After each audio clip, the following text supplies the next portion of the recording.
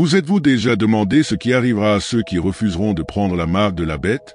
Cette prophétie, évoquée dans l'Apocalypse, dépasse le simple récit symbolique. Elle soulève des questions fondamentales sur l'avenir de l'humanité, sur la foi et sur les choix décisifs que chacun devra faire face à des pressions sans précédent. Imaginez un monde où chaque achat, chaque transaction, chaque aspect de votre vie quotidienne dépend d'un seul acte. Accepter ou refuser un symbole imposé par un régime global. Accepter la marque, c'est garantir son confort matériel, mais au prix de son âme. La refuser, c'est choisir une vie de privation, d'exclusion et de persécution, mais en gardant sa fidélité à Dieu. Aujourd'hui, nous allons explorer non seulement les conséquences de ce choix, mais aussi les enjeux spirituels et pratiques qu'il implique. Quels défis affronteront ceux qui diront non? Quelles promesses les attendent au-delà des épreuves? Et surtout, comment s'y préparer dès maintenant? Vous serez surpris de découvrir combien ces questions résonnent déjà dans nos vies modernes. Restez avec nous, car ce que vous allez entendre pourrait transformer votre perspective sur les temps à venir. La marque de la bête est un concept prophétique central dans l'Apocalypse. Elle sera apposée sur la main droite ou le front des individus, symbolisant leur allégeance à l'Antéchrist. Cette marque ne sera pas seulement un simple symbole, mais un passeport essentiel pour participer à toute activité économique. Sans elle, il sera impossible d'acheter, de vendre ou même d'accéder aux nécessités de base. Ceux qui accepteront la marque commettront un acte de défiance ultime envers Dieu. Ils boiront le vin de la colère de Dieu et seront tourmentés dans le feu et le soufre, sans repos ni jour ni nuit. Accepter cette marque sera plus qu'un simple choix pragmatique. Ce sera un acte spirituel de rejet de Dieu et d'adoration de l'Antéchrist. L'Apocalypse 14 décrit cette action comme un point de non-retour. Ceux qui porteront cette marque boiront le vin de la colère de Dieu, une image forte qui symbolise une punition sans réserve ni adoucissement. Ce vin est décrit comme étant versé pur dans la coupe de sa colère, soulignant que le jugement divin sera total et implacable, un contraste frappant avec la patience et la grâce que Dieu offre aujourd'hui. Le feu et le soufre mentionnés dans ce passage rappellent les descriptions bibliques de la géhenne, le lieu de séparation éternelle de Dieu. Ce n'est pas simplement une punition physique, mais un tourment spirituel, une conscience éternelle d'avoir choisi l'opposition à la vérité divine. Le texte insiste sur l'absence de repos, jour et nuit, signifiant que ces tourments ne cesseront jamais. C'est une mise en garde sévère qui dépasse la compréhension humaine ordinaire. Mais pourquoi cet acte est-il si grave aux yeux de Dieu? Accepter la marque, ce n'est pas seulement céder à la pression ou se conformer pour survivre. C'est un choix délibéré de rejeter Dieu en faveur de l'Antéchrist. Cela équivaut à un blasphème contre l'Esprit, une offense ultime qui consiste à nier la souveraineté divine et à choisir délibérément une autre voie. L'Antéchrist ne se contentera pas de demander une soumission extérieure, il exigera une adoration, une reconnaissance spirituelle de son autorité, usurpant ainsi la place de Dieu dans les cœurs. Dans ce choix, il n'y aura pas de neutralité. Les Écritures montrent que la marque n'est pas qu'un outil économique ou un moyen de contrôle politique, mais un test spirituel de fidélité. Les personnes qui l'accepteront le feront en pleine connaissance des implications spirituelles, car Dieu ne manquera pas de témoigner de la vérité par ses prophètes et ses miracles avant cet événement. Ainsi, choisir la marque sera rejeter volontairement la lumière pour embrasser les ténèbres. Cette décision aura également un effet irréversible. Contrairement au péché que nous commettons par ignorance ou faiblesse, accepter la marque scelle un choix définitif d'allégeance. C'est pourquoi il est essentiel, même aujourd'hui, de cultiver une foi profonde et une relation sincère avec Dieu. Les compromis mineurs que nous faisons dans notre quotidien peuvent préparer notre cœur à céder lorsque la pression devient insupportable. Refuser la marque demandera une foi inébranlable et une conscience claire des implications éternelles de ce choix. Cependant, ceux qui refuseront la marque ne seront pas épargnés par les difficultés. Ils seront marginalisés, exclus de l'économie et forcés de vivre comme des fugitifs. Imaginez une société où tout est contrôlé par un système global, nourriture, logement, soins médicaux. Refuser la marque reviendra à s'opposer frontalement à ce système, ce qui mènera à une existence précaire et périlleuse. Refuser la marque de la bête dans une société hyperconnectée et globalisée, comme celle dans laquelle nous vivons aujourd'hui, aurait des conséquences drastiques.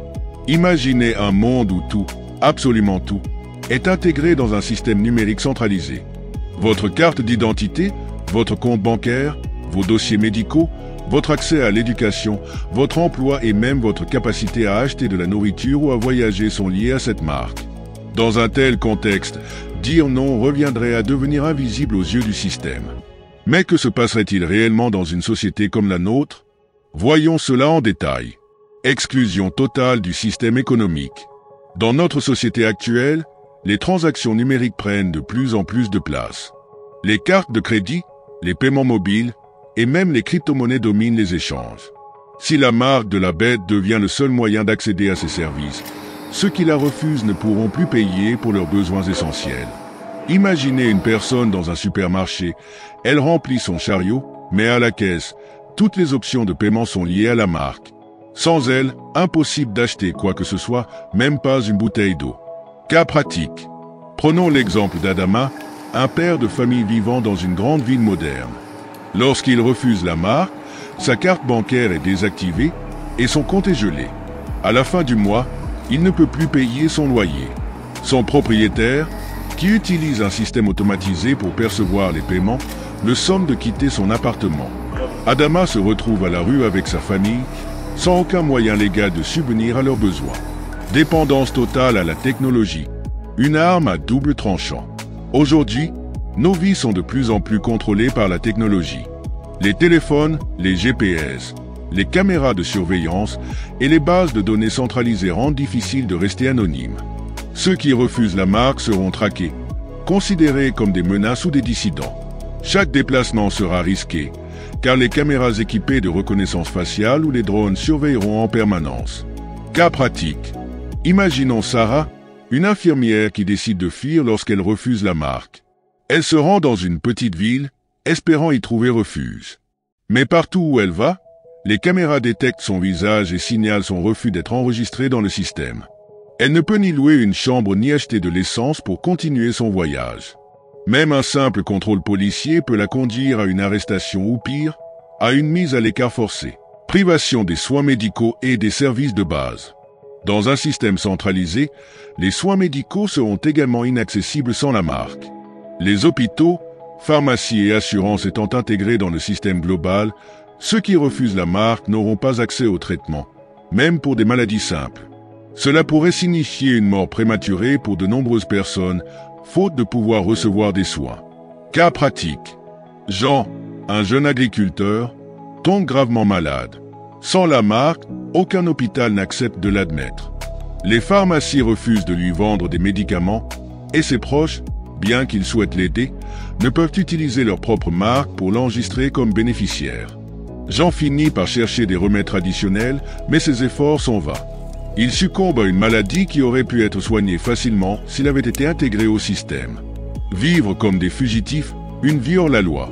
Refuser la marque signifiera non seulement l'exclusion sociale, mais aussi la criminalisation. Ces personnes seront considérées comme des hors-la-loi, des opposants au système et donc traquées. Elles devront survivre en dehors de la société, en s'organisant dans des communautés clandestines ou en vivant dans des zones reculées, loin de la surveillance. Cas pratique. Imaginez Fatoumata, une jeune femme qui se réfugie dans une forêt avec d'autres résistants. Leur survie dépend de l'agriculture de subsistance et de l'entraide. Ils utilisent des trocs pour échanger leurs produits, mais chaque fois qu'ils tentent de se rapprocher de la civilisation pour acheter du matériel ou des graines, ils risquent d'être dénoncés. Un jour, un drone détecte leur campement et les autorités débarquent pour les capturer. Pression sociale et familiale. Refuser la marque ne sera pas seulement un choix individuel. Les pressions sociales seront immenses. Les familles, amis et collègues pousseront ceux qui résistent à se conformer pour éviter les conflits ou les représailles. Certains seront rejetés par leurs proches, devenant complètement isolés. Cas pratique. Kofi, un jeune homme, décide de refuser la marque, mais sa femme et ses enfants, effrayés par les conséquences, l'abandonnent. Sa communauté le traite de fanatique et il perd son emploi. Malgré sa foi inébranlable, il lutte contre une profonde solitude, cherchant réconfort dans la prière et dans la promesse de récompense éternelle. Le prix de la foi, espoir et résilience. Malgré ces épreuves, ceux qui refuseront la marque auront une force intérieure unique. Leur foi et leur espoir dans les promesses de Dieu les soutiendront. Ils s'accrocheront à l'idée qu'il y a une vie meilleure au-delà des souffrances présentes. L'Apocalypse 2 dit « Sois fidèle jusqu'à la mort, et je te donnerai la couronne de vie. Refuser la marque de la bête dans notre société moderne sera sans doute l'un des plus grands défis spirituels et pratiques de tous les temps. Ce sera un acte de courage, une déclaration d'indépendance spirituelle et un témoignage de foi en Dieu. Mais ce choix nécessitera une préparation, une résilience et une capacité à vivre en dehors du confort que nous considérons aujourd'hui comme acquis. Pourtant, les Écritures promettent que ces sacrifices ne seront pas vains. Ceux qui refuseront la marque recevront une récompense éternelle. Ils régneront avec Jésus pendant 1000 ans dans le royaume millénaire. Les martyrs, ceux qui auront choisi de rester fidèles malgré les persécutions, seront ressuscités pour vivre et régner avec Christ, selon Apocalypse 20. En revanche, ceux qui auront accepté la marque ne pourront échapper à la colère divine. En plus des tourments éternels, ils subiront des fléaux sévères pendant leur vie terrestre. Les jugements décrits dans l'Apocalypse sont terrifiants, douleurs physiques insoutenables, plaies et catastrophes naturelles dévastatrices. Ces fléaux rappelleront que la décision d'accepter la marque n'était pas seulement un choix économique ou politique, mais un acte spirituel aux conséquences éternelles. La question de savoir si une personne qui a reçu la marque de la bête peut être pardonnée est profondément troublante et mérite une réflexion sérieuse. Les Écritures, en particulier dans l'Apocalypse, semblent indiquer que ce choix est définitif et irréversible. Mais pourquoi? Et qu'est-ce que cela signifie vraiment? Lorsque la Bible parle de la marque de la bête, elle ne la décrit pas comme un acte insignifiant ou pris à la légère. Accepter cette marque implique une décision consciente et délibérée de rejeter Dieu et de se soumettre à l'Antéchrist. C'est bien plus qu'un simple geste ou une décision de survie économique. C'est un acte spirituel d'allégeance à un système qui nie la souveraineté de Dieu. L'Apocalypse 14 explique que ceux qui prennent cette marque adorent la bête et son image et qu'ils boivent le vin de la colère de Dieu.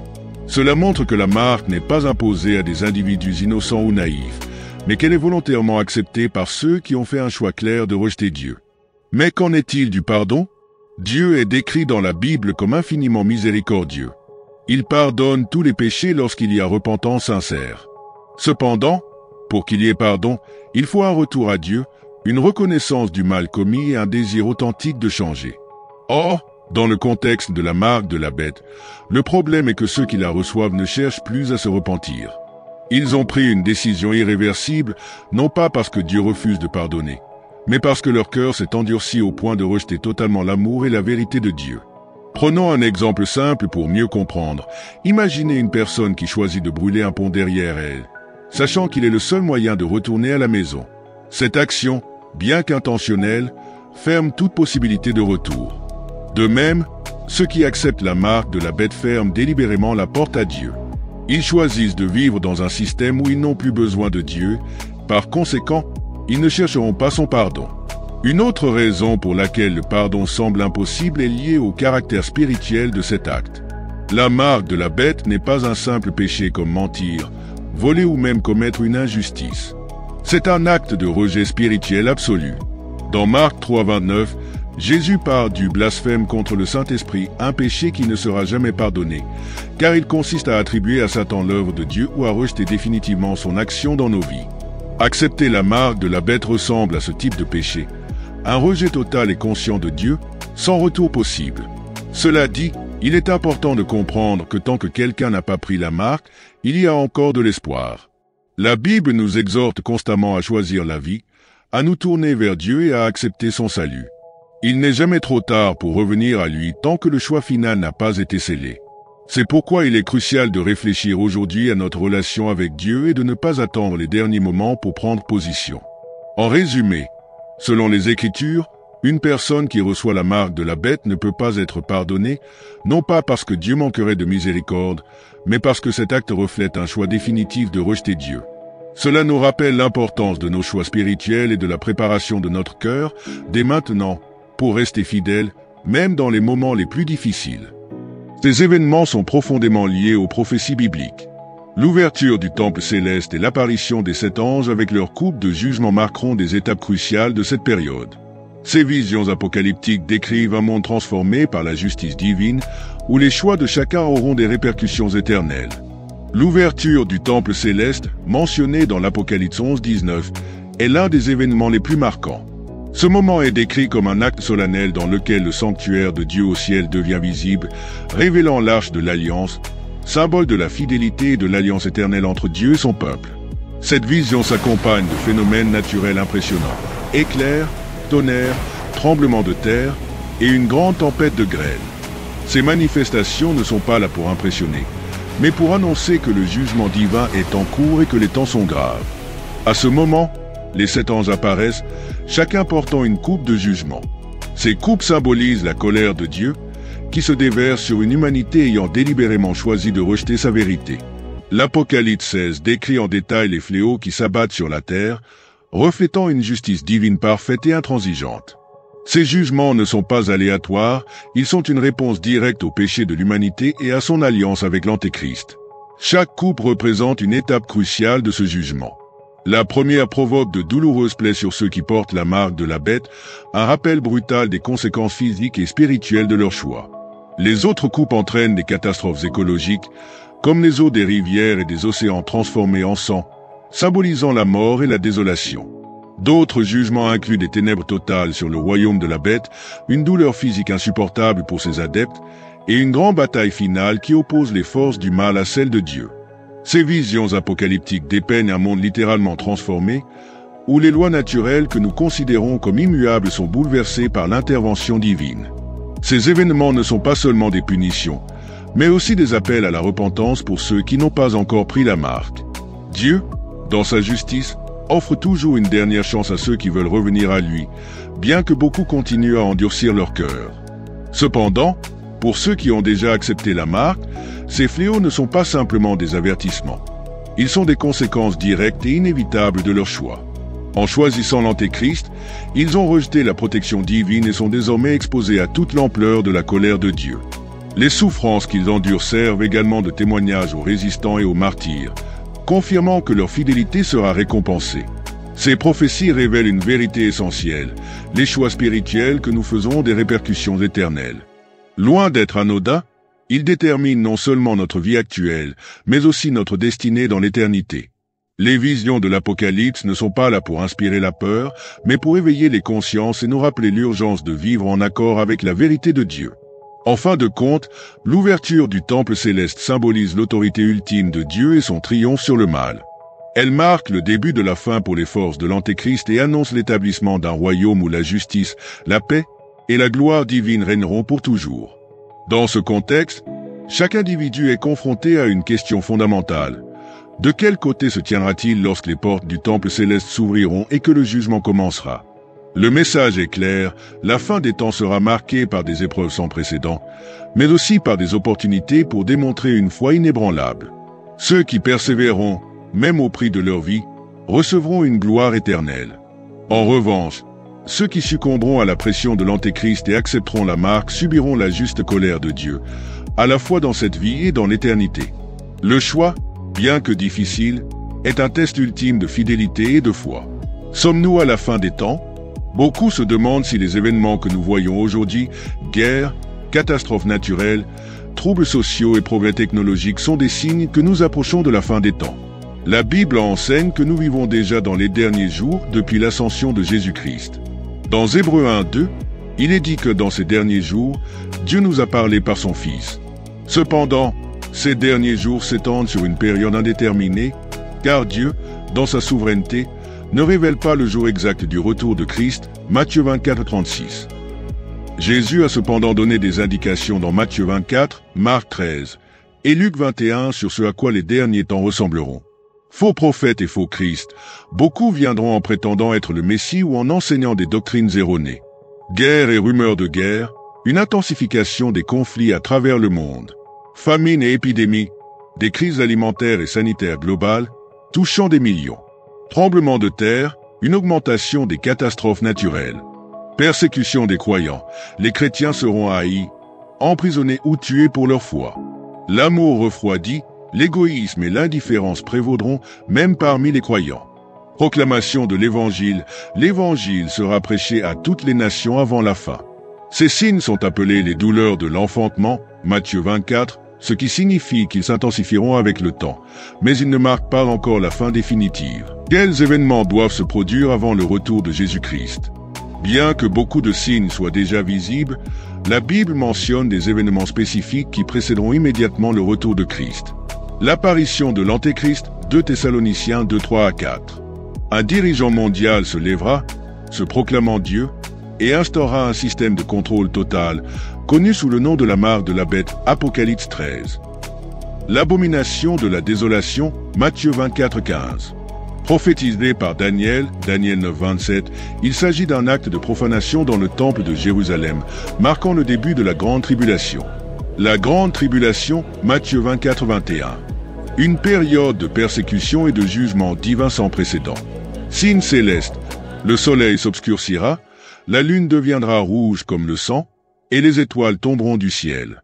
La prédication de l'Évangile à toutes les nations, Matthieu 24, 14. Avant que la fin ne vienne, chaque nation, tribu et langue entendra le message de l'Évangile. Quels événements se sont déjà produits sans que l'humanité ne les remarque? De nombreux événements prophétiques mentionnés dans la Bible se sont accomplis au fil des siècles, mais beaucoup passent inaperçus ou sont ignorés. Le retour d'Israël en tant que nation, 1948.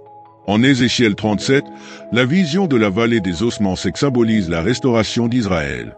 En 1948, Israël est redevenu une nation après près de 2000 ans, marquant un accomplissement prophétique majeur. L'explosion des connaissances, Daniel 12, 4. Daniel prophétise qu'au dernier temps, la connaissance augmentera. Avec l'avènement d'Internet, de l'intelligence artificielle et de l'accès global à l'information, cette prophétie s'accomplit sous nos yeux. Les guerres mondiales. Bien que les guerres aient toujours existé, les 2 guerres mondiales ont marqué une intensité et une destruction sans précédent, évoquant les guerres et rumeurs de guerre mentionnées dans Matthieu 24. L'intensification des tremblements de terre et des catastrophes naturelles. Selon les géologues, la fréquence des tremblements de terre et des catastrophes climatiques a augmenté au cours du dernier siècle, reflétant les douleurs de l'enfantement. L'Évangile atteint des régions autrefois inaccessibles. Grâce à la technologie, des endroits isolés reçoivent aujourd'hui l'Évangile via des radios, des traductions bibliques en ligne et des missions numériques. Ce processus s'accélère chaque jour. La montée de l'apostasie. De plus en plus de personnes abandonnent leur foi ou suivent des doctrines déformées et des leaders charismatiques qui détournent les enseignements de Christ. La surveillance mondiale. Avec les caméras de reconnaissance faciale, les puces RFID et les outils numériques, le contrôle mondial devient une réalité, préfigurant le système prophétisé dans Apocalypse 13. Que devons-nous faire en ces temps? La Bible ne révèle pas ces prophéties pour nous effrayer, mais pour nous préparer. Jésus a dit, « Veillez donc, car vous ne savez ni le jour ni l'heure. » Matthieu 25, 13. Voici quelques étapes essentielles. Renforcez votre foi. Approfondissez votre relation avec Dieu par la prière, l'étude de la Bible et la communion avec d'autres croyants. Restez vigilants. Soyez attentifs aux signes autour de vous, mais ne vous laissez pas distraire par la peur ou les fausses prédictions. Partagez l'Évangile. Jésus a ordonné à ses disciples de proclamer la bonne nouvelle. Cela reste notre mission principale. Faites preuve de discernement, évitez les enseignements sensationnalistes et concentrez-vous sur ce que la Bible dit réellement. En fin de compte, les prophéties bibliques ne sont pas là pour nous inquiéter, mais pour nous rappeler que Dieu contrôle l'histoire.